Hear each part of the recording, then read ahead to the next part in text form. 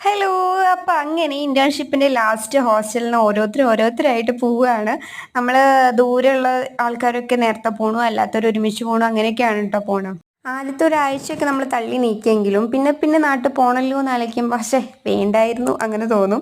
എങ്ങനെയാണോ വന്ന് അതേപോലെ ഹോസ്റ്റൽ റൂമൊക്കെ സെറ്റ് ചെയ്ത് നമ്മൾ രാവിലെ തന്നെ ഇറങ്ങി. കാരണം നല്ല മഴ ഉള്ളതുകൊണ്ട് നമുക്കൊരു ഈവനിങ്ങോ അല്ലെങ്കിൽ ഉച്ചയാകുമ്പോഴേക്കൊക്കെ നാട്ടിലെത്തണമെങ്കിൽ രാവിലെ നേരത്തെ പോരണം.